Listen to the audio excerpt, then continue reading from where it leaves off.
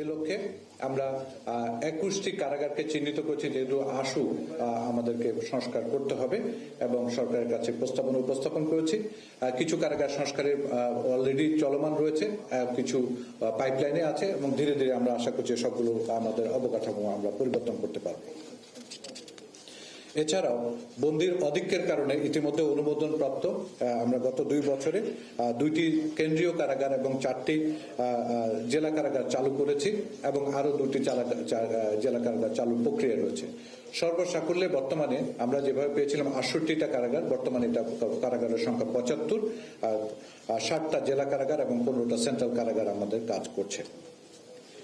আমরা বন্দীদের খাবার নিয়ে কাজ করেছি। আপনারা জানেন বন্দীদের খাবারের একটা অভিযোগ ছিল যে নিম্নমান এবং যা পরিমাণ বরাদ্দ ছিল তা দেওয়া হতো না।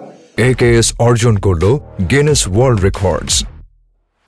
AKS বাট আমরা কঠোরভাবে এটা মান নিয়ন্ত্রণ করার চেষ্টা করেছি এবং গত 2 বছরে আমি বিশ্বাস করি এখন খাবারের পরিমাণ এবং কোয়ালিটি নিয়ে কেউ কমপ্লেইন করবে না।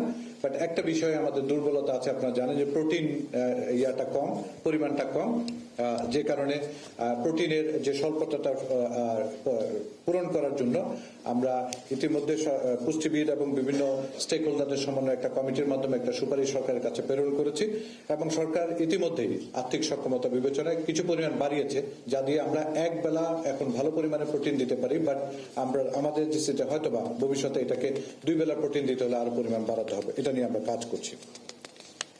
ডালের অভিযোগ আপনাদের অনেকের কাছে, সাংবাদিক কাছে পাতলা পানি, বাট আমার মনে হয় যে এখন আপনারা অভিযোগ পাবেন যে ডাল অনেক বেশি ঘন হচ্ছে। মানে এখন আমরা বন্দীদের কাছে রিকোয়েস্ট পাই যে ডালকে পাতলা করার জন্য, তার মানে পরিমাণ দেওয়া হচ্ছে, রেদার এখন যদি পুরো দিই তাহলে কিন্তু অধিক পরিমাণে গাদের মতো হয়ে যায়, যেটাকে আমাদেরকে রেদার আমরা এখন ডালটাকে কিছুটা প্রোটিনে পরিবর্তন করে ওভাবে ব্যবস্থাপনা করছি।